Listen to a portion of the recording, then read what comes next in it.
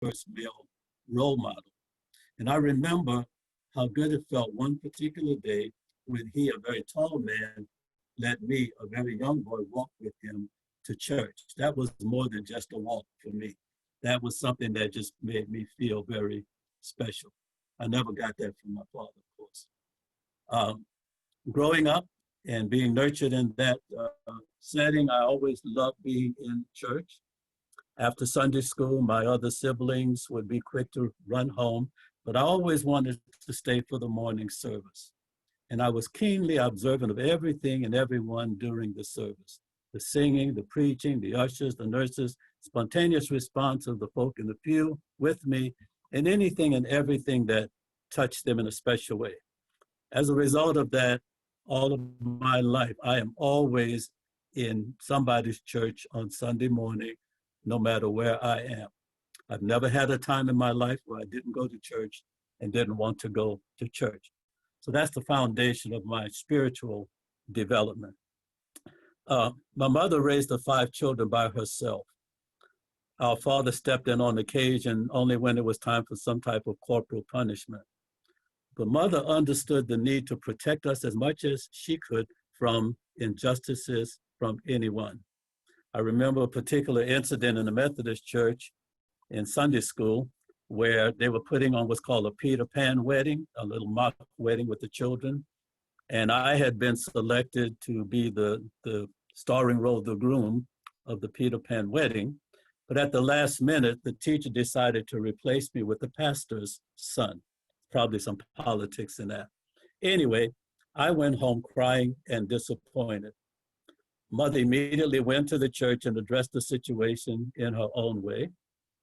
What followed shortly after that incident was her decision to start attending early Mass on Sunday at the nearby Catholic church. And then she would come home, get us ready, and send us to Sunday school at our Methodist church.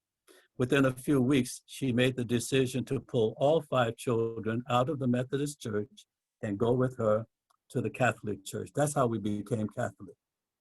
We were baptized as a family, mother and all 5 children, when I was 11 years old. And I'm always happy to say that I remember everything about my baptism.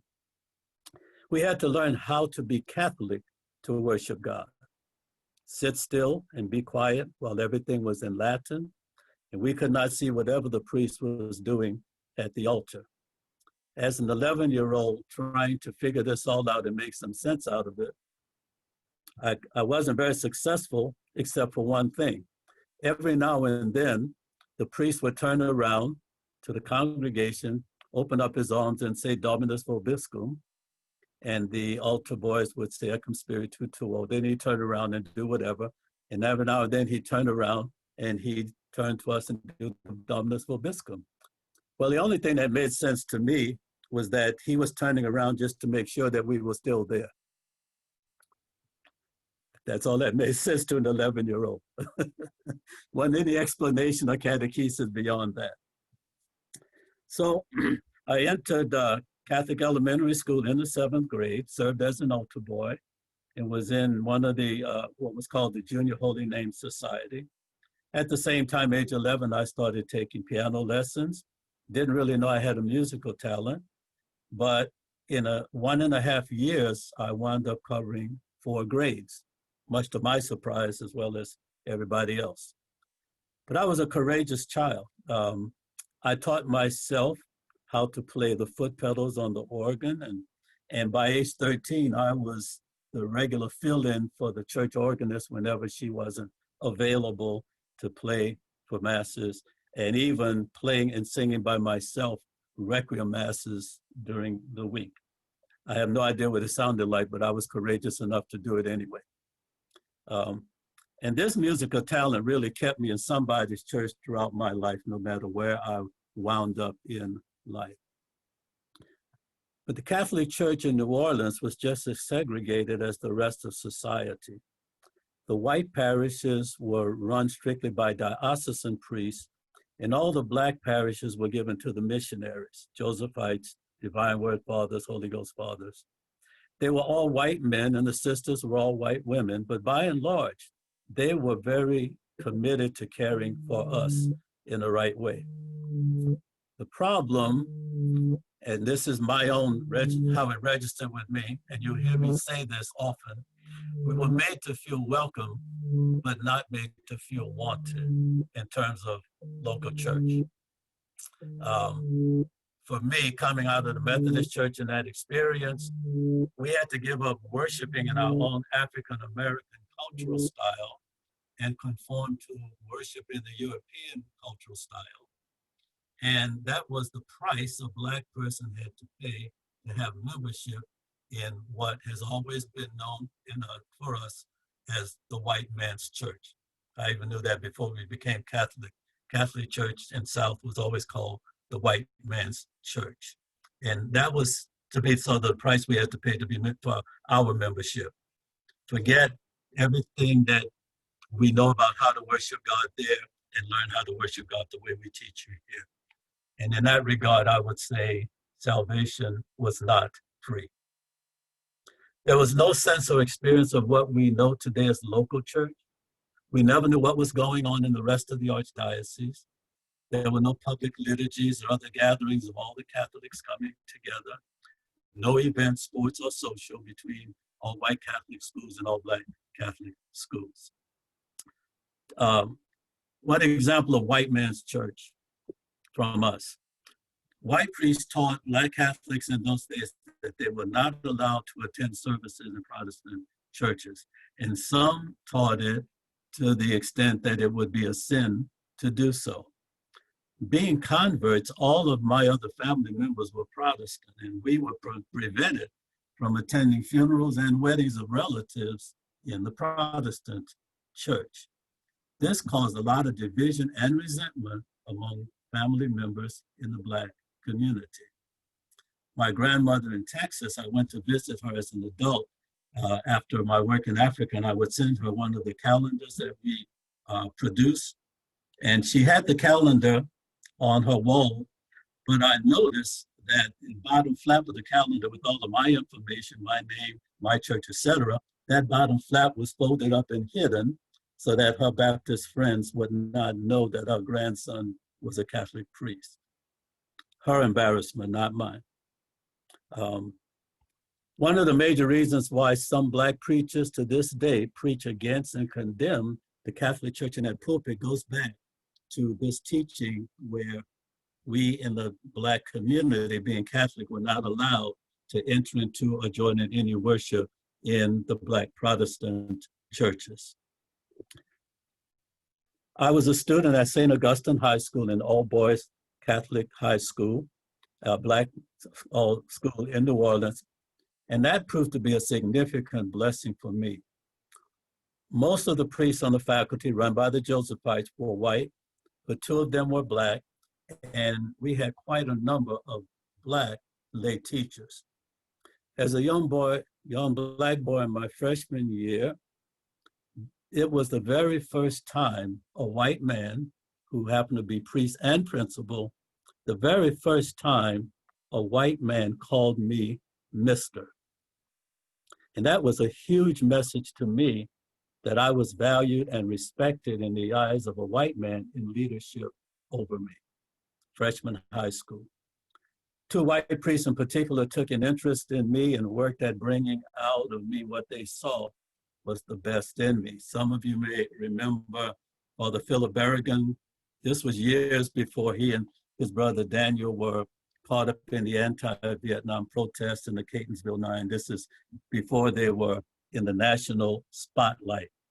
But Philip Berrigan, if anyone gets any credit for my sense of ministry and commitment to ministry, even taking me in the priesthood, it was Philip Berrigan. He taught us things about spirituality and discipleship and commitment in freshman high school that was, some people would say radical, it was transforming. I can remember just a little short story. He required of us, he taught religion, he required of us in our religion class to have homework, and the homework was that there was a certain amount of spiritual exercises that we needed to do every single week, including attend mass, prayers, etc., social action. And then we had to turn in that like a little report card on our spiritual life every week on Friday. And when we came to church, when we came to school on Friday, not only were we supposed to turn in a card of what we did spiritually, but no matter how poor we were required to bring in a donation of food to feed the poor somewhere else. So that was instilled in me as a freshman in high school. I was so conscientious about trying to find somewhere to catch mass, except on Sunday, because I was in school all week long. I would look in the newspaper and I'd look at the Catholic churches that had funerals, and I would just go and sit in somebody's funeral, because for me it was just mass, and I got a chance to attend mass and go to communion. It didn't occur to me at the time that a lot of these churches were these all white parishes, and I would just sit in the back and I would sit through the mass and go up for communion. Then it came to me sometime later. I don't imagine what was going on in the minds of these white family members and friends of this deceased person, seeing this young Black boy appear and show up and receive communion. Like, where did he come from? Who does he belong to? You know? So just stirred up a little something without realizing it. But I don't recall any particular incidences in that time period once I got out of New Orleans, because after freshman high school, the example of Philip Berrigan and another priest, Joe Messina, encouraged me to enter their minor seminary, upstate New York. Joe Messina was such a support that even for me to travel from home, we were so poor, I didn't even have a suitcase. He actually gave me his personal suitcase to put my things in to go to the minor seminary. It was a mixture of Black and white students, Black and white faculty. The only thing I do remember, there was one student, a white student from Boston, studying with us, and we're, of course, studying to be Josephite, serving almost exclusively in the Black Catholic communities around the country. He was absolutely livid the day he learned that Massachusetts, his home state, had elected Edward Brooke as their first Black U.S. senator. He was livid about it. And it struck me how much he was so beside himself, he didn't realize what we were seeing in him and hearing from him. But it was telling me he's in the wrong place with his attitude. So I left the minor seminary after finishing high school with the determination that I would never do this to myself again. But Mother always encouraged me to stay north. So she felt there was more opportunity for me there than to return to the South. So I lived in Massachusetts and worked there for a while, spent 4 years in the Navy, returned to Massachusetts for more work. Then after about 2.5 years there, I moved to New York City, where I lived and worked for 8 years before the call to priesthood. And I don't remember any particular racial incidences during that time period. The preaching ministry for me started in New York in 1979. God developed me as a preacher for 4 years before calling me to priesthood. I can tell you honestly, I never wanted to be a preacher. I never said, thought about, or prayed about becoming a priest. This was all God's idea and not mine. When people ask me, when did you decide to become a priest? I tell them I did it. God informed me. My only decision was whether or not to go along with the program. And, being in Kentucky for the rest of my life was nowhere on my horizon. I had no family here, no previous experience here, no knowledge of anything about Kentucky besides fried chicken, honestly, nothing else. Certainly no knowledge of the Catholic Church in Kentucky. Make a long story short, why did I wind up applying here when I had other options? I prayed on it and it just felt right. So I just said, I just have to follow that. It just felt right. So I went to St. Mary's Seminary, Baltimore, Maryland for 6 years. Even though everything was fine at that point and I was excited to go, etc., I got there on a Friday, and as soon as I got into the seminary, for some reason, I just did not want to be there. And I couldn't explain why. I just did not want to be there. And many people don't know this, but for the first 3 days, I never unpacked. I lived out of a suitcase. And then by the third day, I had to say to myself, you need to make a decision. Either you're going to settle down and do this, or you're going to pick up the bags and go walk out the door. So I said, okay, I told God I would do this. I need to settle myself down, unpack, and do this. That's when the trouble started. Once again, I want to talk about feeling welcomed, but not wanted. I was warmly welcomed, for example, to be one of the house musicians for the seminary community. However, I immediately faced disapproval and disdain shown by the head of the liturgy, priest on the faculty, once I started playing gospel music as prelude and postlude for our community worship.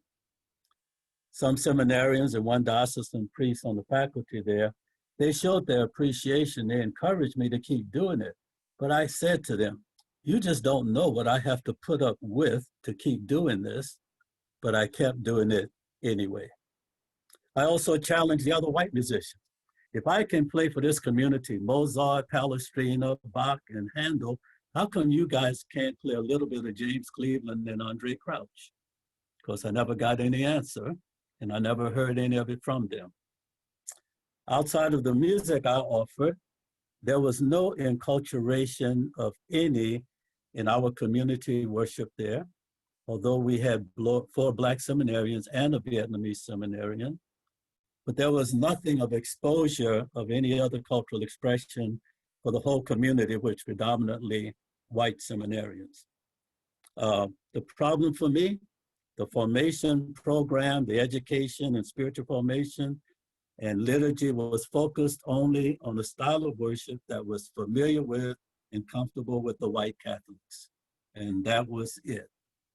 Once again, for me, that's being found in the white man's church. Another issue about that, homiletics professor who was a priest was teaching us that Sunday homilies should be no more than 8 or 10 minutes. So I went to him after class one day and I challenged him. I said, Joe, tell me, what is the reason behind 8 or 10 minutes as the optimum time for preaching Sunday homilies? He said, well, John, now it's not etched in stone. However, it's believed that, after about 10 minutes, you tend to lose your audience. I said, well, Joe, then why does your class go 50 minutes? Because if you decided that you've lost me in 10 minutes, why are you still talking for another 40 minutes? And he looked at me. I said, listen, Joe, I said, as a preacher, I never decided what time frame or style of preaching. I discovered it, and I discovered that I tend to preach 20 to 25 minutes. And he said, I can't imagine preaching in 20 to 25 minutes. And I said, and I can't imagine stopping at 10. I said, now, this is where I am. As long as you have something worth listening to, I'll listen for a whole hour. But if you have nothing worth listening to, don't even take 10 minutes. That's about where that ended.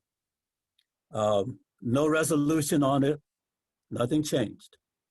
We did have what's called an ecumenical institute, people coming into the seminary for evening classes. And one of them was taught by a Black Baptist pastor, Reverend Olin Moyd. And one of the classes he taught was on Black preaching because there were ministers and associate ministers from Black congregations that were coming in. There were 2 Black seminarians, myself and another classmate. We were given the option of taking his course on Black preaching in place of the first semester of homiletics. And I raised the question, why is that option given only to us, the 2 Black students, but not to the white students? And they insist, no, the white students have to take the homiletics course. Once again, white man's church. In the past several years, I've been hearing all these laments about our young African Americans leaving the Catholic Church.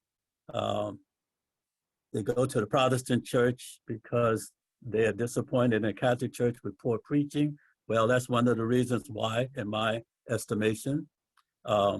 the denial or insufficient experience of enculturation in some of the worship experience, some white pastors who were controlling and totally insensitive to the people they're supposed to be serving, and decisions made by our diocesan leaders to merge or close parishes and schools rather than help them to thrive and survive in the Black community. I add to that the fact that the younger generations have seen how the older generations, their parents and grandparents, worked and slaved and were committed to keeping their parishes alive, keeping their Catholic schools going. And over the years, they've all just kind of disappeared. And the young people are saying, we're not going to subject ourselves to the same thing. Getting back to the seminary experience, this one I call sin in the upper ranks. It was no secret that when I entered the seminary program with 4 years of preaching experience under my belt, it was no secret to anyone. But while I was in the first theology year, my faculty advisor informed me that there was this nun. They had a nun teaching homiletics for the first semester, which was scheduled for the second year theology. But this nun in my first year posed a question to the faculty meeting about me. With his previous preaching experience, I wonder if John Judie is open to learning the historical critical method we teach here. My response, why is she bringing up this concern about me in first theology when I don't have to take her course until second theology? Furthermore, why is she raising a question to a group in which nobody can give her the answer because neither she nor them have ever raised the question to me? Thirdly, what she is doing is planting an unanswered question in me in the minds of the ones who will eventually evaluate me and make recommendations to my diocese about me. It clearly creates an air of suspicion about me in their minds. I see this as an evil tactic, and I find it to be downright sinful on her part. Did that leave me feeling welcome but not wanted? Yes, but more so, it was like having to look out for snipers in guerrilla warfare. That was the feeling. By the way, no faculty member ever followed through for his or her own sake to come to me for the answer to the question. None. Welcome but not wanted back home in the diocese. As we approached the end of first theology, all the Louisville seminarians were given their summer assignments except me. By the time I left the seminary to return to the diocese, I still did not know where I was supposed to be assigned for my first summer assignment. By the time I got home, I went to the vocation director and I asked him what happened. He told me no pastor was willing to accept me for a summer assignment. And at this time, there were 6 African-American parishes, all run by white diocesan clergy. I asked him to explain to me what was the problem here. He said, quote, "You have to understand that their previous experience with Black priests has not been that good." My response, quote, "Nobody is asking me about my previous experience of white priests. Whatever happened in the past with Black priests, I was not here then, and I am not here to answer for it now. If it is atonement they want, they need to go to the cross at Calvary because Jesus did all the atonement I need to know about." Now, eventually I was sent to a Black parish, but it felt like it was more out of default than happy to have you here. It was not a good experience for me at all. The pastor did not take any initiative to show me anything about running the parish. And there was little activity outside of the masses to get involved in. Mostly he had me go out and walk the beat and talk to the people who weren't coming to church. It was clear to me that my presence, I felt, was being only tolerated by him. In that context, I call this one the see nothing, say nothing sin. I had good interactions with the parishioners of this Black parish. They told me, however, that this particular white pastor had often said mass for them at the altar with his dog at his side. And I heard that from several parishioners, so I don't think they were making this up. Now, was this really some secret that nobody else knew about, or were they just turning their heads to look in a different direction and say nothing? Furthermore, I'm asking myself, what kind of message from their white leader does this give to his Black membership? And how does the church leaders talk evangelization when this kind of stuff is allowed to go on unnoticed and unaddressed, let alone corrected? Now, please trust me when I tell you that this is what I experience and recall quite vividly. Nothing is exaggerated or exacerbated. The truth of it all is bad enough as it is. Here in Louisville in the 1950s, in the West End, a predominantly Black community, in the 1950s, there were 21 Catholic schools with nearly 6,000 students and 17 Catholic parishes with one Catholic hospital, and which is the Black community. Of these institutions, there was one African-American parish, one African-American grade school, one African-American high school. The rest of the parishes and schools in the same area, same neighborhood, excluded Black people. Today, from 1950s, all 21 Catholic schools in the West End are closed and have been for years. No Catholic hospital exists in the West End, and there are only 4 struggling African-American parishes now. That's the situation that we have been dealing with today. But now you know what has happened in the recent history. Another situation of feeling welcome but not wanted back home here in the diocese. I was the second African-American seminarian to come along. The diocese now is about 212 years old. The first one who was ordained a priest had been working outside the diocese for years, long before I came along. So when I reached the point of deacon ordination, Closer Look, which was a sort of a 30-minute television program the Archdiocese puts on, like a news broadcast of what's going on in the diocese. Closer Look decided to send the reporter and the cameras out to the deacon ordination to film it and to give some coverage in the Closer Look program to be aired throughout the diocese that week, okay? They did that, and I told everybody to watch the coverage on Closer Look. When I watched the coverage myself, which was about 2 minutes long, I was absolutely appalled because in 2 minutes, Closer Look reported 6 biographical errors on me. Nobody talked to me. Nobody verified any information with me. I don't know where they got this information from, but they were wrong 6 times in 2 minutes. So my next question is, who's in charge of this? And I went right to the person in charge of it. And I challenged him on this and told him, you know, how can they do this? To me, this is irresponsible journalism. The most he did was offer me excuses. Well, maybe it was because it was the weekend, it was outside temporary help or whatever.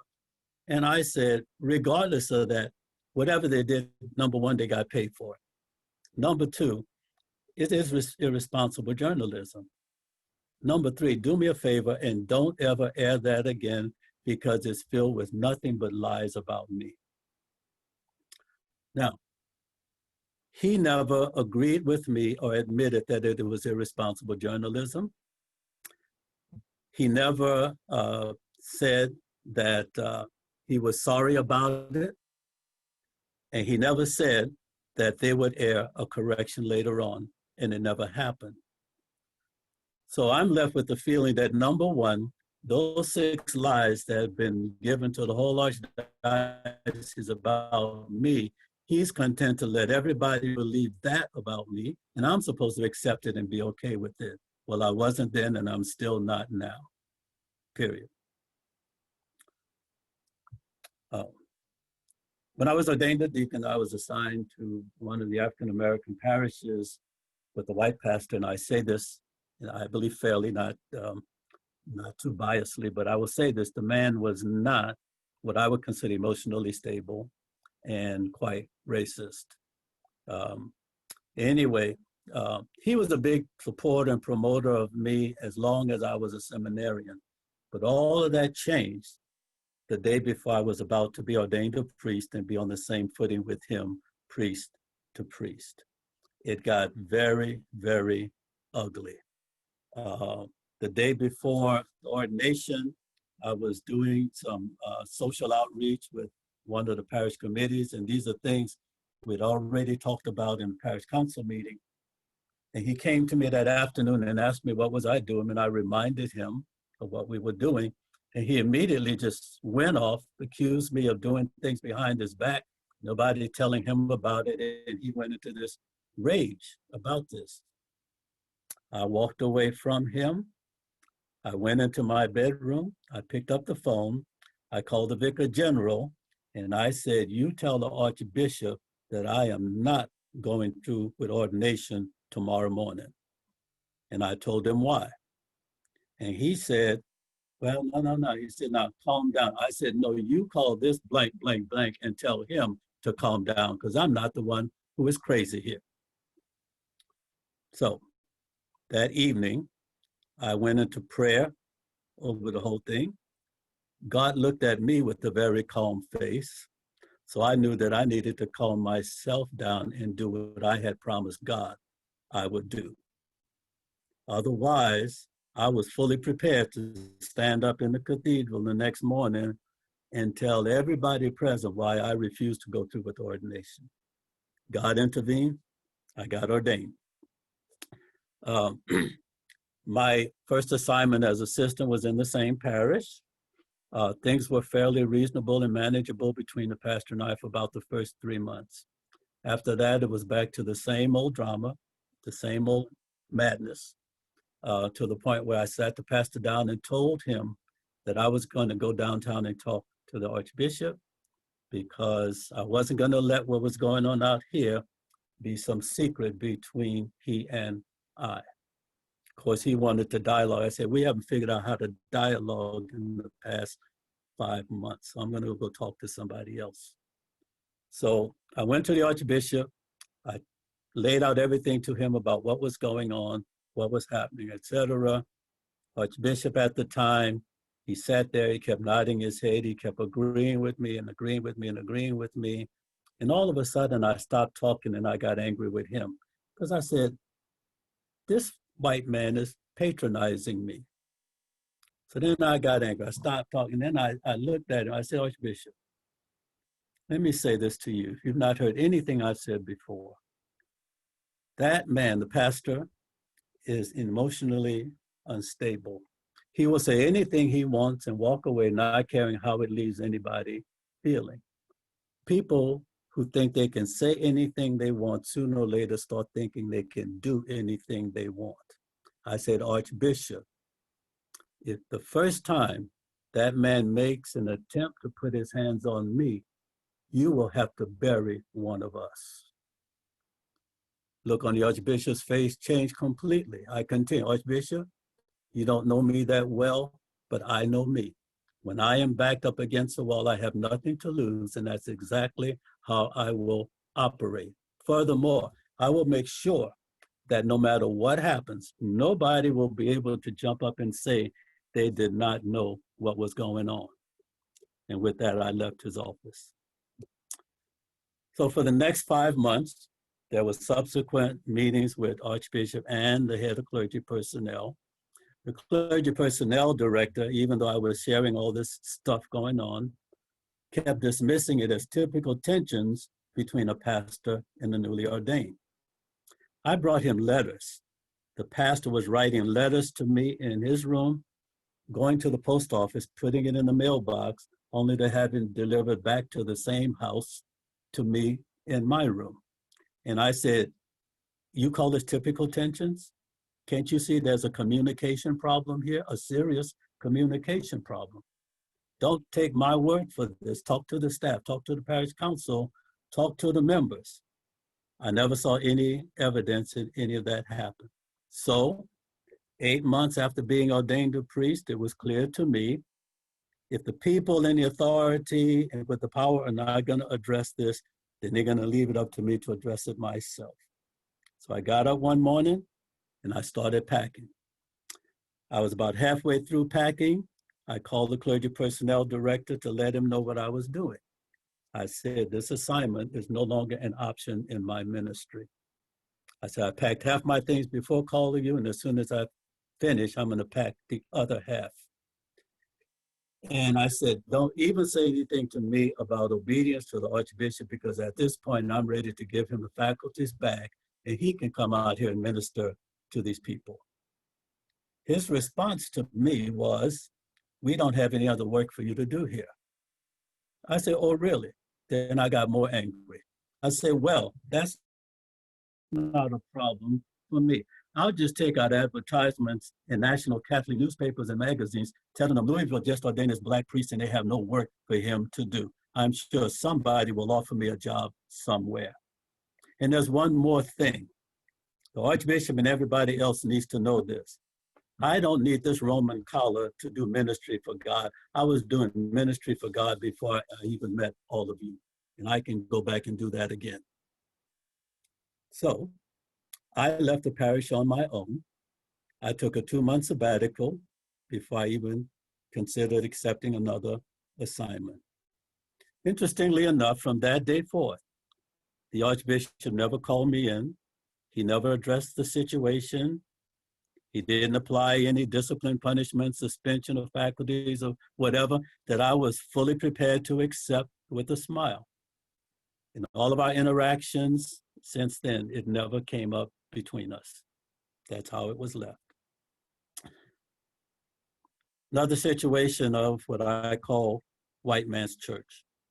We Black Catholic clergy and lay leaders requested a meeting with the current Archbishop in 2016 to discuss the pending change of parish pastoral leaders in the West End and the Black communities in the next 2 years.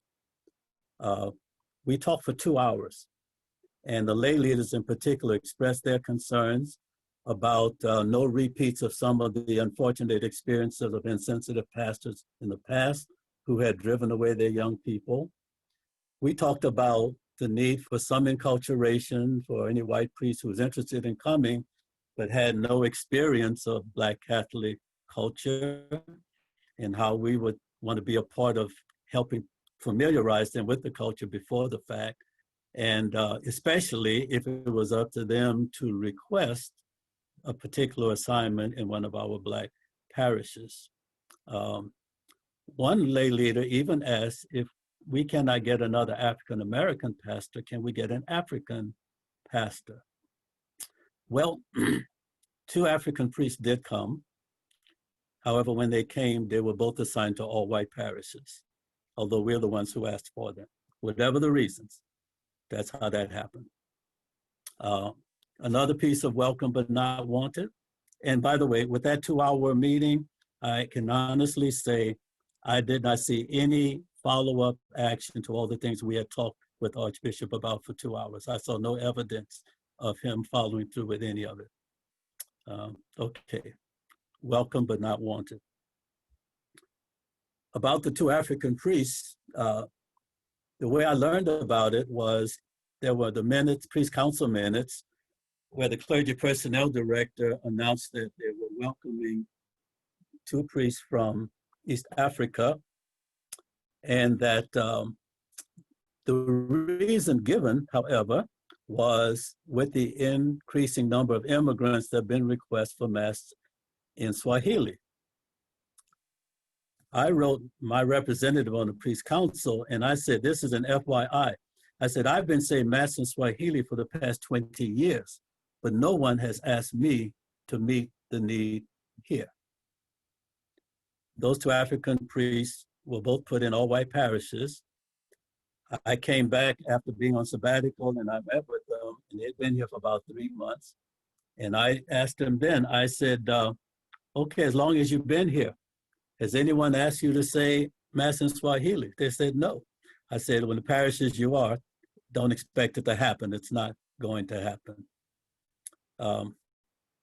Anyway, another welcome but not wanted along the same lines. A representative from Catholic Charities came to me my last assignment, and she was asked to find out from me how can Catholic Charities do more to support the Black Catholic community in the West End. My challenge was this. I've been doing ministry in Africa for over 20 years. There's no secret around the whole Archdiocese. Catholic Charities, instrumental in bringing in immigrants and refugees, especially from Africa, have never invited me and consulted with me to assist with welcoming people coming in from these countries, helping them work through culture shock issues, or even advising the Catholic Charities workers on how to make the transition easier for these folk once they're received into the country and into the Archdiocese. I put that challenge before her. I never heard any more about it since. So in 2018, I retired from active ministry after pastoring 2 African-American parishes for 13 years, and the deacon, pastoral administrator of the other 2 African-American parishes, ended his time in that position. The decision was made, and we were informed by the Archbishop that the new assignments for the African-American parishes was this: 1 priest, white American, with no previous experience in the Black community, and 1 of the African priests, as his associate, who had been here only 2 years, would be assigned to take all 4 African-American parishes and 1 white American parish. We were told this. We were instructed to inform this to our congregations. We, the pastoral leaders of our Black communities, had no idea this type of an arrangement was coming. There was no consultation with us, no invitation to discuss if or how this might work, no time to prepare the people for what was coming. The way it was handed to us, it was all a done deal. And incidentally, the new white pastor submitted his resignation from that position 8 months into his first year. Welcome but not wanted. In my archdiocese, we have Mass of the Air that one can watch twice a week on television. Now, I have presided at Masses and preached on various occasions in 10 countries on the globe, numerous dioceses across the United States, and too many parishes in my own archdiocese. In 33 years as a priest here, I have never once been asked to do Mass of the Air for the people in my own diocese. Now, I'm very clear about the fact that I am not looking for more work to do. My issues is the fact that our Black Catholics who are in hospitals and homebound are very faithful at watching Mass of the Air if they cannot get to their own church. But they have to accept the white Catholic version of worship with no enculturation for anyone else in the archdiocese, whether it's the African Americans, the Vietnamese Americans, the Hispanic cultures, etc., that I am aware of. I know I've never heard any of the Black Catholics say that they saw any of the Black priests of the diocese say Mass of the Air as faithfully as they've watched it. Now, I don't know all the reasons why I have never been invited to minister in this way to the people of my own diocese. Racism, maybe. Some have told me it's professional envy. Some have told me it's mindful negligence. But whatever the reasons might be, it all feels the same to me. My diocese in this area does not value the gifts of ministry God has entrusted to me. What did Jesus say? Something about a prophet is without honor except in his own town among his own people. In my last spiritual direction session, I talked about the fact that since I am no longer in active pastoral ministry, there is this huge groundswell of anger and resentment happening inside of me. You might have sensed a little some of that while I've been talking, actually. In essence, I have a bad attitude. I do not claim any relationship with this presbyterate. You will not see me at any more chrism masses because I cannot stand before God with some of these others, knowing what they have said about me or how they have treated me and profess renewal of some priestly vows.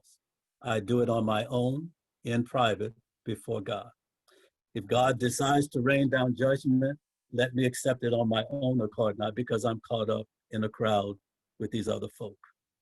I don't attend any presbyteral assemblies, and I certainly refuse to participate in any of their social events. I absolutely hate the pretense, all the smiles and handshakes and good to see you, telling me that I am welcome when too many actions have told me and made me feel that I'm really not wanted in certain areas. Will my bad attitude ever change? Well, that's really up to God. He is the one I go to for the healing that I need. Will all the sources of what has given me this bad attitude ever change? That is up to the persons dishing out the injustices. In the meantime, I am content not to live anymore in a minefield, having to constantly watch my back and be on guard for whatever disenfranchisement might come next.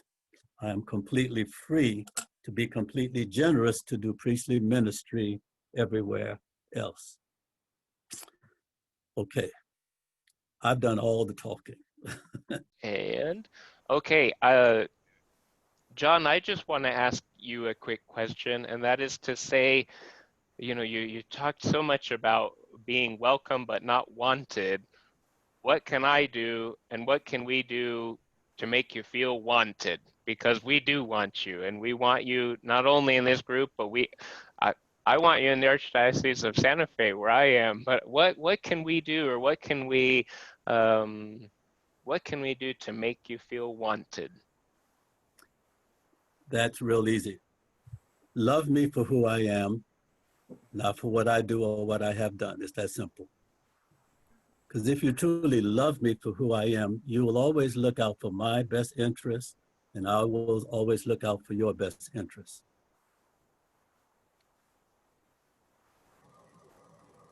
Everything else can be figured out and filtered behind that. Hey, John, Louis Arsenault. I'm from New Orleans. That's Louis. I was born in 1939. Understand all that you said about growing up in New Orleans. I was one of those white boys at a white school. We did allow African Americans in our church, but they had to sit in the last two pews. That was Okay. St. Stephen's Uptown in New Orleans. Yes. But weekday masses, my family and I would go to Blessed Sacrament Church on Constance. Okay. I know about it. And people sit wherever they want.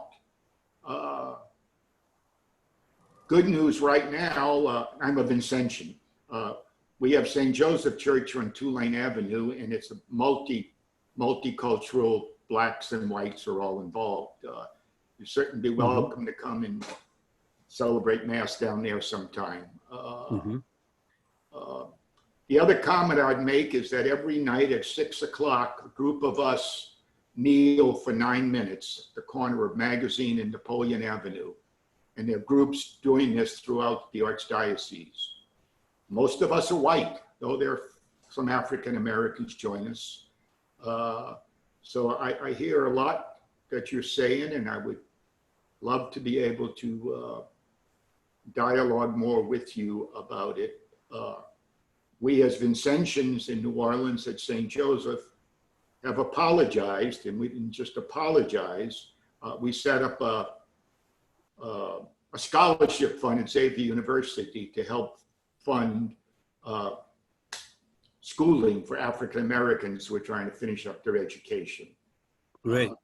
And we're about to have an anti-racism virtual meeting at the end of October. And Clarence Williams is going to be one of our speakers. You may know him.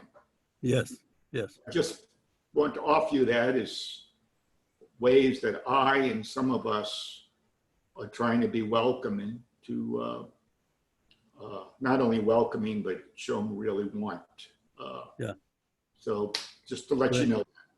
Thank you. You know what? I think it would probably be a good thing if everybody would know from all of you some of the steps that you're already taking, concrete steps to address and turn around the racism issues. I think it would be good for everybody to know that. So thank you for sharing that with me.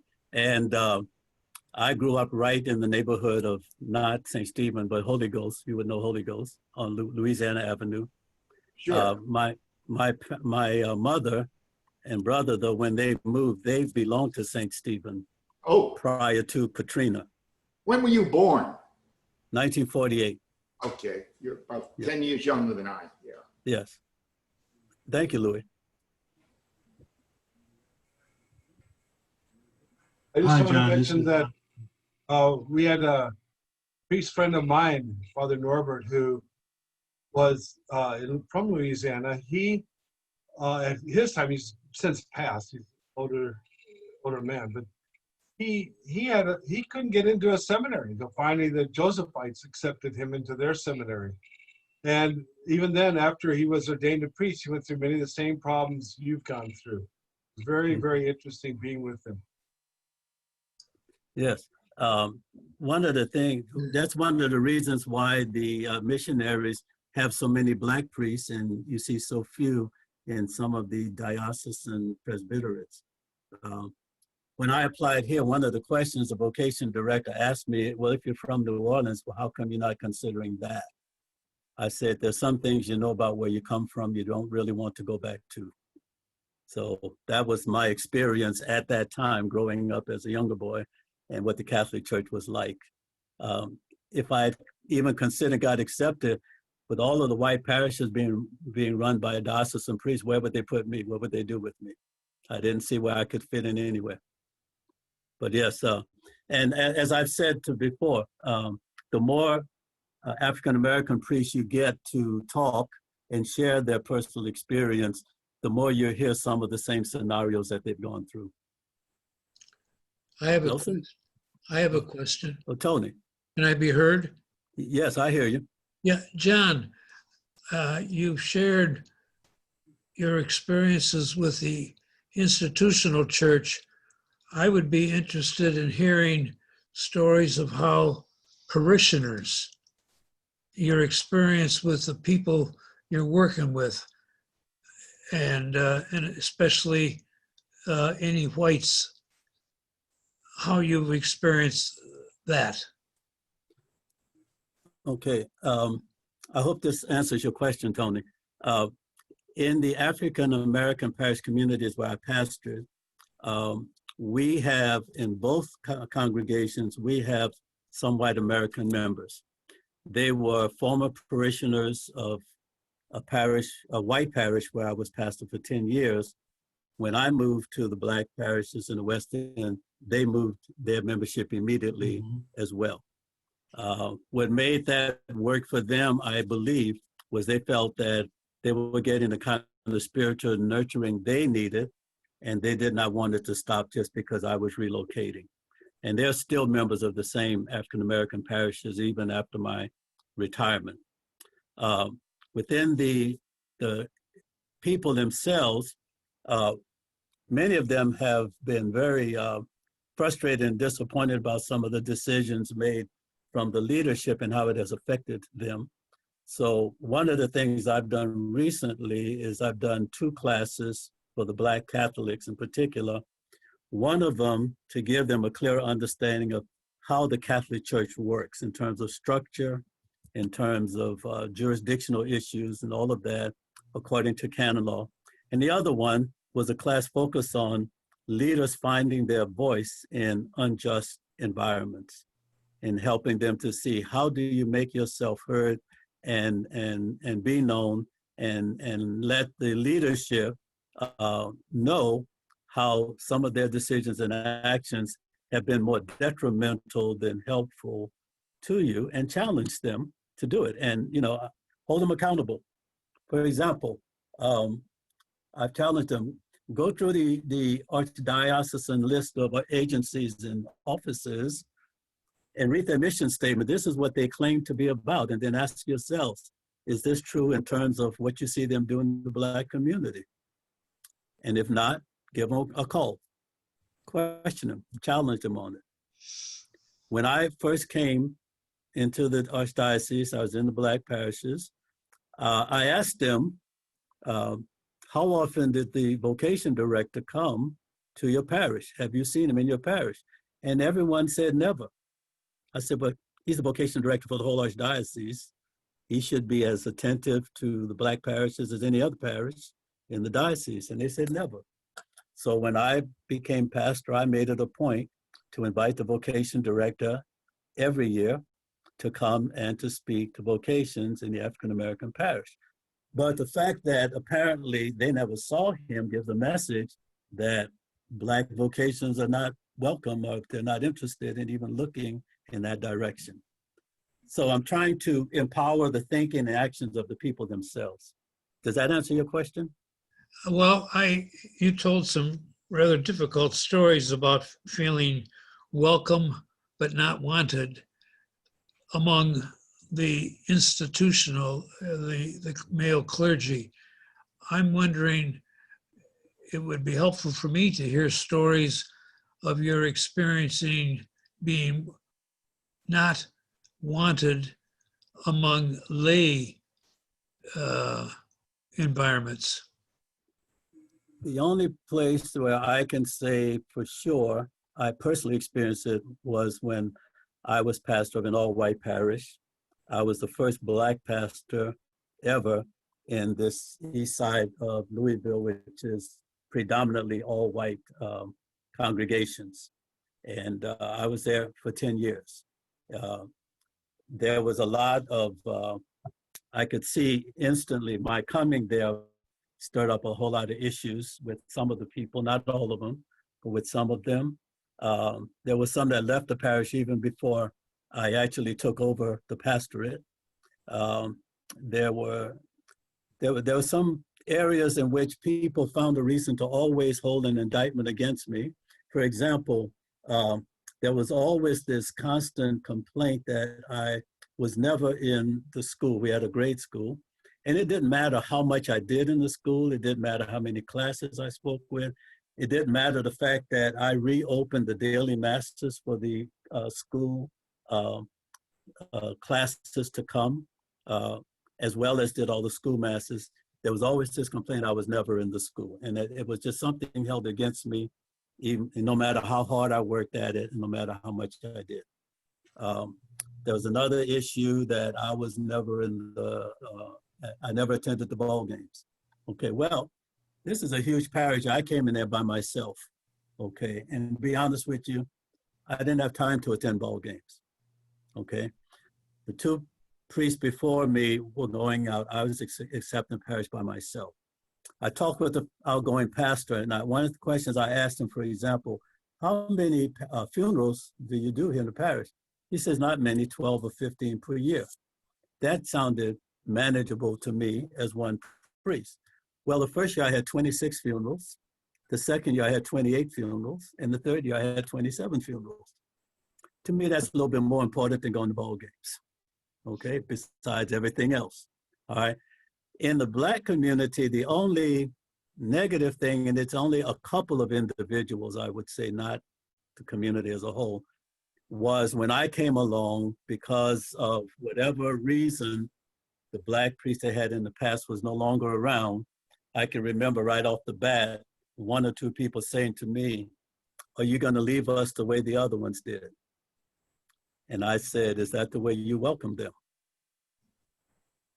And I said, no. I said, I have no intentions of going anywhere. That's why I'm here. That's about the only negative thing in the Black community that I recall of significance. Otherwise, I was warmly received and welcomed, and I'd say we've had a wonderful time being together. By whites? By the Blacks. And some All of the right. whites now. You know, over the I years think of the... Stuart, Well, I've just lost the audio. I just lost your audio. I can't, I don't I'm have the audio. unmuted. I have it now. Okay. People have been trying to mute me for decades. What would help me is stories of how whites have wounded you. Well, that's a couple of them. I've had, and going back into my time in the white community, I've had people, for example, who have invited me to their home for dinner, which I expected to be a very relaxed social event. And it turned out to be, it felt to me like an ambush. Okay. People kind of confronting me about this, that, and the other, whatever their particular issues or complaints. And I'm the one that has to kind of explain or defend this. And I got to the point when some other families, white families, would invite me for the first time. I would say, I'll be happy to come, but I'm not interested in another ambush. I just want to be clear about that. If it's going to be social and relaxing and comfortable and we can just enjoy a meal in company together, I'm more than happy to come, okay? If it's issues about the parish or the church or whatever, we have meetings and committees to deal with those things. But I want to draw a clear line about that. Let me give a little more of the better news, though, along that, because the injuries, I would say this, and we're back in the white parish. I resigned that position 2 years before the conclusion of my second term. And we had a lot of issues and challenges to deal with. I worked very collaboratively with the parish council. I let them make some recommendations to me after doing their own work and their homework. And once I started carrying out their own recommendations, that I'm the one that got indicted and blamed for what I was doing. So my own leadership in that sense had turned against me because following their own recommendations, nobody was happy with the end result, but it were things we had to do out of necessity. Another more startling issue is my very first parish council meeting at this white parish, when at the very beginning of the meeting, the parish council members told me that they had their positions for life. And I said, really? I said, nobody has his positions for life. Even the Pope can resign. But I realized then that my first order of business was to dismantle every single fiefdom sitting in front of me and reestablish who is the pastor of this parish and who is the one that's responsible for running it, not them. So Thank that's you. just a couple of sort of major examples. Thank you. Sure, thank you. I'd like Anyone to, else have? John Hines. I'm the guy whose face isn't showing. Okay, Can you hear me? yes, I can hear you. Okay. I'm in the Diocese of Wilmington. So we're Okay. gonna have some roundtable meetings of priests and pastors, Protestant and Catholic, in Yes. our region about what approach to take with our people about racism. Okay. We've had the same thing, the same demonstrations as every part of the country has. And I think, well, Okay. anyway, there's quite a number of books that have come out pretty recently. And I've read many of them. And could you yourself point out any particular readings that would help us to approach this well? Outside of the, I presume you have the list of resources that Simon has already circulated in email, I presume? I didn't have time to take it off, but I'll tell you the ones I got. New Jim Crow, White Fragility, Why Are All the Black Kids Right. Sitting Together, Between the World and Me, Right. How to Be Anti-Racist, and Yeah. The Fire Next Time, which is, of course, Okay. 50 years ago. Well, let me ask this question, because you're in Wilmington and I'm in Kentucky in the Midwest. What kind of an ecumenical atmosphere exists there on the East Coast where you are? It hasn't been worked at for decades. back in the Okay. 60s and 70s, but it hasn't been worked out for decades, but I've been working at it for about 4 years. Right. I would think that that needs to sort of be more developed and come stronger first before clergy of different denominations can come together and kind of work on the racism piece. If clergy leadership of different churches have not figured out how to work well together on issues of church, interreligious or whatever, it'd be a lot harder, I think, to focus on the racism outside when maybe there's not enough congeniality inside. Here in the Midwest, it's very different. We've always had a very strong and open ecumenical relationship here. I've preached in many churches of different denominations. I've been invited to regional meetings of the ministers of certain denominations. One of them actually wanted me years ago to come and give them an update on what's happening in the Catholic Church. And this was under the pontificate of John Paul II. And in talking with them, I realized that they were more well-versed with what Pope John Paul II was writing than many of our Catholic people. And they were saying that he's really on point with many of the things that he's writing in his pastoral letters and encyclicals. We have had here covenant relationships with churches of different denominations. We combine Vacation Bible School, we do social action things together, we do occasional worship services together. So because of that, I think here we're, in terms of ecumenical relations, we're probably in a much better position to come together now and deal with the racial issues where they may be a little more cumbersome where you are. Okay, appreciate it. John? Do you think that maybe a conversation on that can happen first and then be a springboard to come together to deal with the social issues? Hi, John. This is Nelson. I'm in Louisville. I'm in New Jersey. I was in Louisville. Sorry I was not there for your retirement. Two things. One is I'd just like to remember that the Peace and Justice Commission of the diocese got closed down because the KKK was going to have a meeting in Louisville. It was when I was on the commission, and then they sort of weakened it completely. What I would like to ask is what else is happening after the shooting in West Louisville and how the community is dealing with that, and was Catholic Church at all involved in any of the alleviation of suffering and the demonstrations? Okay, and I'll speak only from my own perspective and my own experience. I feel like our Catholic leadership has been impotent in responding to it in a meaningful and practical way.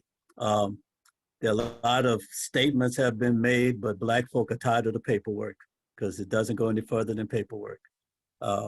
We've had the young adult Black Catholics put on a walk for social justice some time ago. The Office of Multicultural Ministry wanted to sponsor it. Archbishop would not approve of it. So it was put in the hands of the young adult Black Catholics. And so then we went ahead and did the march. They called me the night before and asked me to give the talk on the steps of the courthouse. And that was recorded in the diocesan newspaper on the front page. I have not seen or heard of any concrete steps to address it. If something is happening, I don't know about it. I'm not seeing it. None of the Black Catholics I'm in touch with are telling me they're seeing or hearing anything either. I'm not hearing any public statements outside of when the riots happened, and this is an issue for me. When the riots happened in downtown Louisville, afterwards, the Archbishop was quoted in the Courier Journal, the local newspaper, after he had walked through the downtown to witness the vandalism, which he referred to as senseless violence. This is my issue. There are too many people that look at the vandalism of buildings as senseless violence, but they don't use the term senseless violence with the way George Floyd died, or Breonna Taylor died, or Ahmaud Arbery died, or these other Black people who died at the hands of white folk. They don't use the term senseless violence for that. Property can either be restored or replaced, but these lives are never coming back, okay? So I think there's a whole disconnect in the thinking of what's going on here, all right? I know that Office of Multicultural Ministry is doing everything. They're getting all kinds of calls and they're responding, and I'm working with them with whatever they call me to do. Recently, I was one of several people asked to give a few comments. Apparently, there must be some effort to include the issue about addressing racism in whatever they're working on for the Archdiocesan Strategic Plan. And one of the things I was asked, what is the one thing I would suggest that they do in terms of addressing the issue of racism in Archdiocesan Strategic Plan? I said, at the table, make sure that there are more Black people than white people doing the talking and making the decisions. I don't know if that's going to happen or not. I would be surprised if it does. Other than that, I can't tell you much else of what I see that's happening in response in a very formative and concrete way. John? Yes, Hi. Angelo. Angelo Armando, from retired priest from the Diocese of Bridgeport. Yes. As you were speaking, I'm very grateful for all the things you did said, but it was raising all sorts of emotions within me. To give you some background, both my parents were born in Italy, and that was during the war. And when they came to the United States, my father was a construction worker, and he was trying to do something for this country.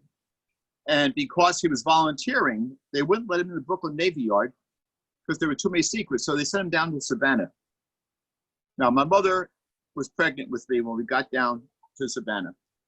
Because they were foreigners, because they were Catholic, the only place we could live was in the Black community that accepted us totally. And that was never a problem. My question is, watching my mom and my dad grow old, and then they actually died, they can never let go of the hurt, the emotional hurt given to them during that period of time. And I sense a lot of that within you as well.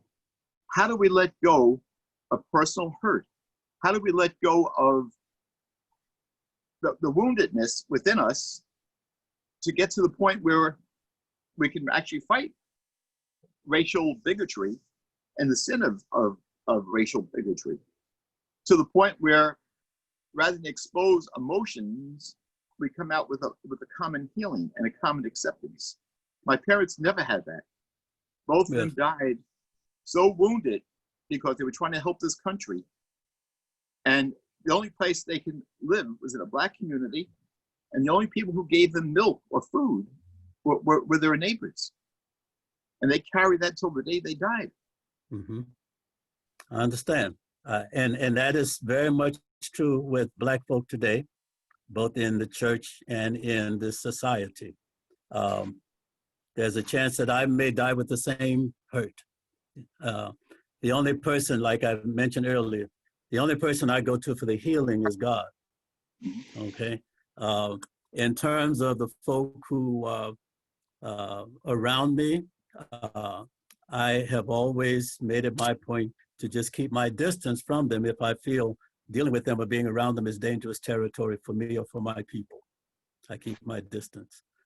I personally had resolved within myself, in spite of my own hurt, I still am and will be a loving person to anyone who's interested in my loving them, okay?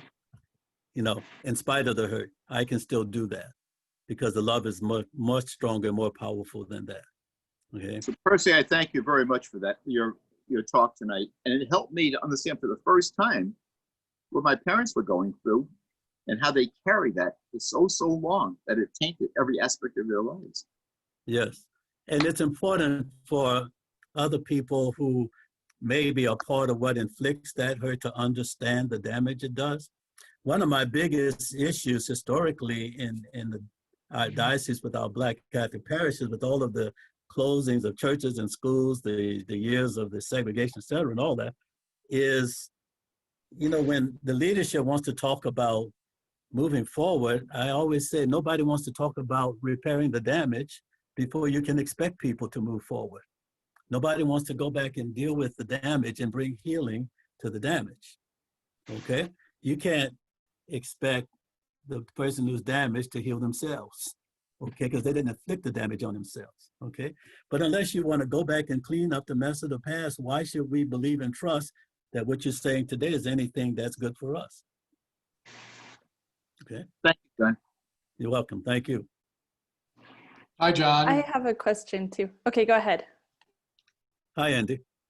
Thank you very much for talking with us today. I'm a priest of the Archdiocese of Santa Fe with Simon, and originally from the south side of Chicago, so I've got lots of experience. But I really much appreciate what you talked about, and grew up in a neighborhood where the neighbors had no problem disciplining us before we got home and got it again too. So thanks. That was a very familiar story.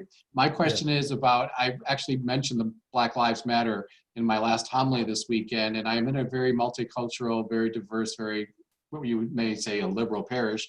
But I did get a hate mail letter today from someone who said that the reason I'm talking about Black Lives Matter is because of my white privilege, and that I have no right talking about that and sharing with that, and there's more than just liberals in our parish, blah, blah, blah. Anyway, if you could talk about how it is we as white priests can share our empathy, our desire to have a conversation about the Black Lives Matter issue, but we really don't understand it in some ways, but we want to be empathetic about that. If there's anything that you can share on that, or what you would say to some of us about Black Lives Matter. Yes, there's a lot of information that's out there, and you can pull up stuff and read it or whatever about the organization itself or related issues with the protests against racism and social injustice.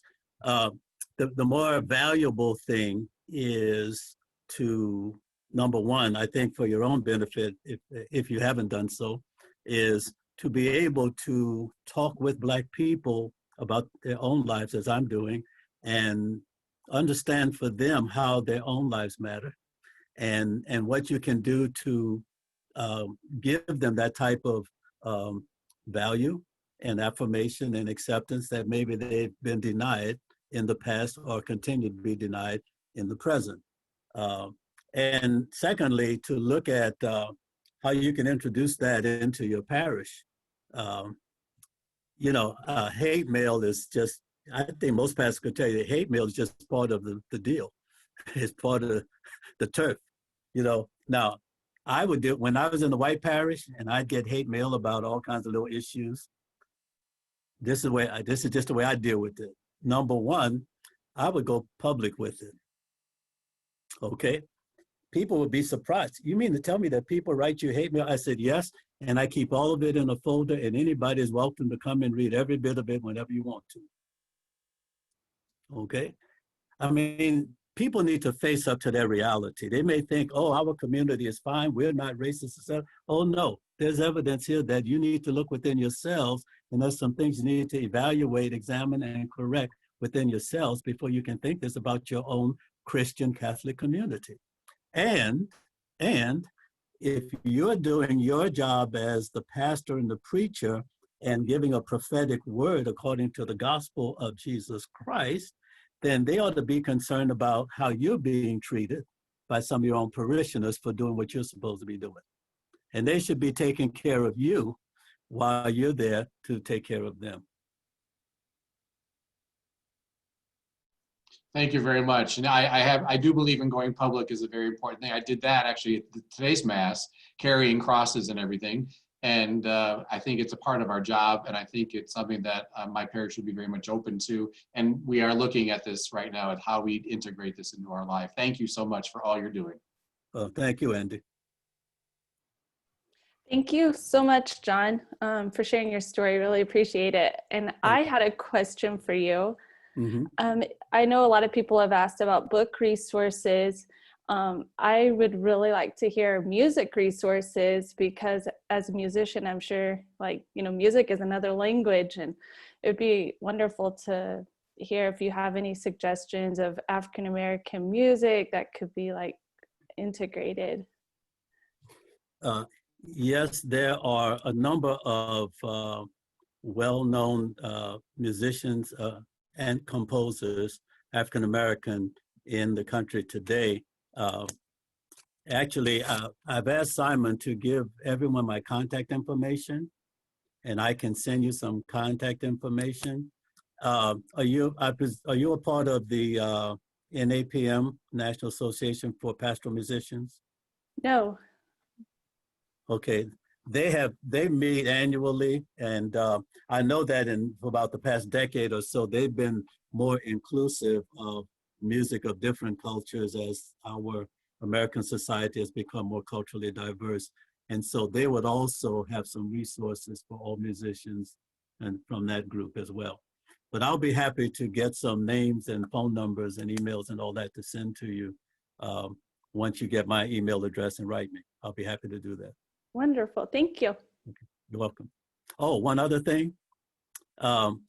If you, I don't know if you have any access to like Black gospel music. If you've ever aware to might get it. Where are you located? I'm in New Mexico. In the city? New Mexico. No, I'm in Clovis. In Clovis. Okay. Yes. Well, you may or may not find too much there, but there's some good, just to listen to it and enjoy it and see the kind of effect and the response people have when they're listening to gospel music. It's quite different, the interaction and the dynamics of it in the Black culture versus in some of the other cultures. So I can also put that in your email, and I can recommend at least something just for your own enjoyment. Yes, for sure. Thank you so much. All right. Anyone else? Yeah, John Bob Bono from Youngstown, Ohio. Yes, Bob. One of the things that I think you and I had a conversation in the issue of priests supporting priests. And I think your experience is that you haven't had a lot of support from other priests. My question is, over the span of your years of experience from seminary to being ordained and serving as a pastor for some years, is the situation static of that welcome but not wanted? Is there any adjustment, hopefully in a more positive direction, that you can sense?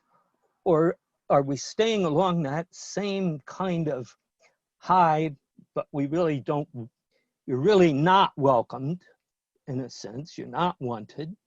Or is it getting worse? I think what has hindered it getting better in today's world is the number of priests who are overly burdened and overly stressed, maybe by themselves, running huge parishes with schools or being stretched out between 2 or 3 parishes. It seems, my sense is that there's less freedom of movement to pursue that kind of interpersonal interaction in order to be more attentive to, present to, and supportive of other priests. It seems like, from what I'm seeing, a lot of priests, they're doing the best they can just to survive priesthood in today's church. I mean, I don't know how many of them can say they're having fun.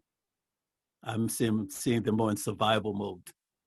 And as a result, I think the issues that we're talking about with, say, being more attentive, maybe to Black priests or Vietnamese priests or Hispanic priests or Indian priests, wherever they are, is a little lost in the shuffle or faded more into the background. Doesn't mean it's not needed and shouldn't be done, but I'm not seeing where there's a move forward in that direction in today's church to do that. Now, it can happen. We just have to be more creative and courageous to make it happen. But I think it can happen, and it should happen. I don't know, is that your sense about where priests are? Yes, I think that's happening. Priests are by and large by themselves now. It's very rare that you have another priest in the same setting, and that single priest, more and more, they have 2 or 3 or 4. I think Simon is an example, parishes or churches that they're responsible for. So I think that we are being exhausted. Yeah. However, let me say this too, and I'll just speak from my thinking and my my way of understanding how we should care for one another. No matter how busy I was, when I knew that a certain priest, or I knew enough about his situation, that things were really brought him to the edge, or something really traumatic was going on, etc., I would still have to come out of all I'm worried about and at least reach out to him and make an offering. I did that many times. We had a priest here some years ago who, as a pastor, not only left the parish, but left priesthood. And it was a total shock to the community. The assistant, who was sort of left the whole things together, was by himself for a while, and I just wrote him. I tried to call him, but then I wrote him, and I said, I'm very busy where I am. However, I said, if you need me to do anything to help you, call me. I'll find a way to do something. I had another priest, a friend of mine in Pittsburgh. His permanent deacon, who was a wonderful man, they were good friends, was killed in a motorcycle accident. And the priest obviously was just so traumatized and grieving about it. And I said, look, let me just come up one weekend and cover your masses, just give you some few days to get away and kind of work through your grieving and your mourning without having to worry about things. I mean, so there are individual things I think we can do, and sometimes the circumstances will call for it, but somebody needs to be ready to respond to it. John, I wanted to pass on a question that got chatted in, so I'm just going to read this, and then we'll make it maybe a little bit broader question too. So Mark says, I'd like to have some conversation around the doctrine of discovery, in which the institutional church, as in papal bulls, gave permission to colonists. Hold on. Simon. Yeah, can you hear me? Are you there? Can you hear me okay? Some of it got muffled. Okay, so essentially the question that Mark is asking, he put it in a chat. He's asking about how the institutional church at a certain point gave colonists, white people, whatever possessions they wanted from Native Americans and Black communities. And to make it a little bit broader, I've heard from some of the people in this group the need to really learn the history of what's happened. And you mentioned at one point, you said, how can I trust you going forward if you're not even repairing what damage happened before?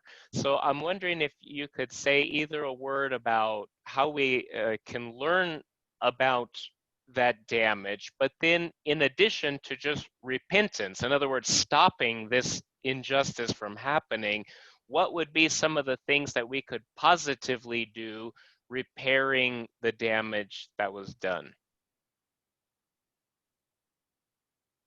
Okay, the key piece is what you just mentioned. There was a young man, white student, senior high school Catholic, who interviewed me last year. He is very concerned about the plight of the Black Catholics in the diocese. And he asked me, what's the one thing I felt Archdiocese needed to do for the Black Catholic Church? And I said, repent. I said, because if we all understand and teach what repentance means, but if it doesn't happen, why should we expect anything else in a more positive productive to follow? Okay. Then he asked me about reparation. And I said to him, and I said, personally, I don't need you to give me reparation. What I need you to do is stop injuring me. Okay. I can get the bandage and I can control my own bleeding if you stop causing the bleeding. So that means institutionally, to me, that means there needs to be a whole introspective and self-evaluation and self-examination of how the institutional church has operated, and then answer the question, are you still doing the same things today? And I would say in so many ways, yes, nothing has changed. We say the same thing about what's happening in the country with law enforcement, white police versus Black people and communities. This has been going on forever, and it's only now in the spotlight because of social media and cell phone cameras and all that. But it's been going on forever. When is it going to stop? And who's going to stop it? So you have to go back into the whole operational, structural mindset of what keeps bringing the problem, on, and stop what brings the problem first. Okay, you understand? Follow me? Okay. But I had put together a list of do's and don'ts, if you don't mind me putting it that way. Do's and don'ts, and this is all based on personal experience as a Black person and as a Black priest. Okay. And we once did a prejudice reduction workshop in Boston, and we did this exercise where people were asked to identify themselves with certain groups, and then all the members of that group had to come together and come up with a list of all the things they never wanted anybody to say to them ever again. And it was interesting to listen to what they had to say. One group, for example, were divorcees. And they said the one thing we don't ever want to hear anybody say to us again is, I'm sorry you're divorced. We're not, we're glad we're divorced, okay? So, so I have some do's and don'ts based on personal experience, just mine, okay? If you have any priests of different countries and cultures, your own religious community or diocese, somebody needs to make sure that somebody reaches out to them. Just because they're there doesn't mean that they feel accepted, comfortable, warm, or welcome to anything else. You can't assume it. You cannot assume it. And especially if they're coming recently from another country. And find out how they're doing and whatever you might be able to do to help them feel more wanted, okay? One thing. Secondly, and I say this to white clergy, make sure you know a Black priest's real name. If one thing I hate, and I was here as the only Black priest for a number of years, and in some of our gatherings, or even at Mass, one of our white priests would look at me and call me Ed. I'm not Ed. Ed is the one who was ordained years ago, has been working out the diocese. Why are you looking at me and calling me Ed? I know your name. How come you don't know mine? Okay.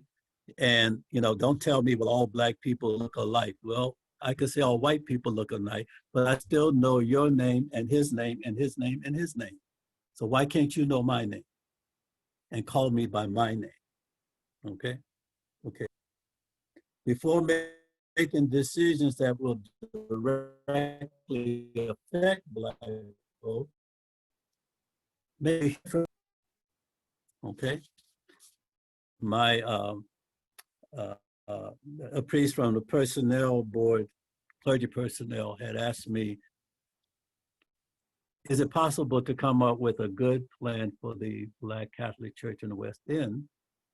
And I said, as long as you all sit downtown in your meetings and make your plans, you're not planning for us, you're planning for yourselves. The only way you can plan for us is you come and sit down and let us talk to you first. We will tell you what we need you to do for us, but then we expect you to follow through with it, okay? Another one, and I've witnessed this more once. If you meet an African, don't ask him where did he or she learn English, or tell them how impressed you are that they know English. Because in Africa, a child of 14 or 15 years old is typically fluent in 3 or 4 languages. Now, how many 14 and 15-year-olds in this country are fluent in 3 or 4 languages? And in some of these countries where they come from, English is the national language because of colonization. So they've been speaking English since they were born. So, I mean, but just don't do it, okay? Stop doing it, I'll put it that way. Stop doing it, okay? Another thing, I didn't put it on here, but this is an issue that I am coming up with. I was on the priest council when the idea of introducing a welcoming priests from other countries and cultures to come into our diocese. Immediately, one of the priests complained, the people just don't understand what they're saying. Immediately, I mean, we weren't even talking which country or nothing, just immediately. So immediately it's a problem. And then I said, well, I'm not from here, and I didn't understand what you all were saying when I came here either, okay? I said, my point is, there was no discussion about, do we want to make this work? And there was no discussion, maybe for some reason, God this person to be here with us. And it just might be for our benefit, okay? All right. I had more than one situation as a pastor when I've been asked to do something in my role as a pastor, and then after I did and submitted it, it was changed on me without discussion or permission. And it got ugly because I made sure it got ugly. Okay. That devalues, you know, my work as in the church. Then you're working against me for whatever reason, and you're changing something that I was asked to give you, and then you're changing it, and you're deciding it's not of value. Well, then why did you ask me to do it in the first place? If you're going to decide for me, you could have done this on your own without even bothering me, okay? Don't ever refer to Africa as one big country. 54 countries on the same continent. And please don't ever let anybody else get away with referring to it in a conversation you have. Africa is one big country. You know, now if you're properly educated, there's no reason to demonstrate that kind of ignorance or bias. Don't waste time arguing with someone who wants to insist that Egypt is not in Africa, period. Don't say for white persons, which some people have said to me, don't say how much you like to visit the Black church, but you know that you wouldn't be welcome because you'd be the only white person there. Not true. Number one, we welcome everybody, no matter what color you are, no matter where you come from, you're welcome. Number two, we have white parishioners, at least in both of my parishes. So why would you think you'd be the only white person to show or who would be interested in coming? When invited to an event in the Black community, don't respond by asking, will my car be safe? Excuse me? If you're that worried, keep you and your car where you are and don't come. Thank you. Father Brian Massengale, many people are very much impressed with his scholarship, his writings, his talks, and many people are following us to say in today's situation with what's going on in the society and in the church. I wonder if anybody has sat down with Brian and asked Brian, what did it take for you to get that doctorate degree? What did they put you through for you to get that doctorate degree? And also, what is it like for you to be Black clergy as well as openly gay priest in today's church? What's that like for you today? Okay, and then how do we respond to that in a way that values him for who he is without, you know, whatever labels or tags want to put on him, or the way some other people may treat him because he's either Black clergy, or openly gay. Okay, I don't know if anyone's done that with Brian, but with everything he's doing for us, someone needs to do it. Brian and I have talked, but I'm talking white clergy and white leaders Just have a few more things I want to suggest. Let's all work at cleaning up our thinking and our language. Most people have caught on to the fact that our indigenous people are not Indians, so we need to refer to them as Native Americans. I will ask you personally, please, when we're talking about from other countries and cultures, don't label them with the term extern clergy. Extern means outside of us. Well, if that's true, what are we talking about in the universal church and clergy with universal faculties all the same? Okay, I've never heard that applied to me in anywhere else, any other country I have ministered in, and I've ministered in about 9 or 10 of them. I'm only referred to as the priest from America, never referred to as extern clergy. Also, even though our government, official government forms still use this, I think we need to stop referring or identifying immigrants and foreigners as aliens, you know, alien resident status and all of that. What is an alien? Someone from another planet, not even from this planet. Someone totally foreign to us. Look at the movies about aliens, and why are we applying that term to human beings that live on the same planet that we're on, even though they're from a different country and culture? Nowhere else in all my travels have I heard a foreigner or visitor referred to as an alien.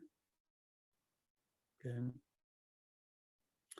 I think it's important to, whenever possible, actively and seek and become enriched by the gifts of people of other cultures, wherever we can find them, especially at our fingertips. In terms of institutional church, investigate and question if our organizations, once again, are living up to their claimed purpose and mission. Are they not? Let's see the evidence of it. And if not, then what are you going to do then to correct it, to fix it? And finally, we talked about the reparation piece, okay? I would say this, anyone that wants to deal with doing reparation of the white community, it needs to be both institutional and individual. One cannot leave it up to the other to take care of it, because both have enjoyed the benefits of it at the expense of the damage done to others. And in terms of reparation, it's time to write some new pages of history for this American society. I don't see how any of this is going to get resolved until we overhaul the entire education system and start teaching the whole truth of our history, not the pieces we want people to know. Take steps to bring more cultural diversity into all aspects of our lives, personal, family, church, social, business.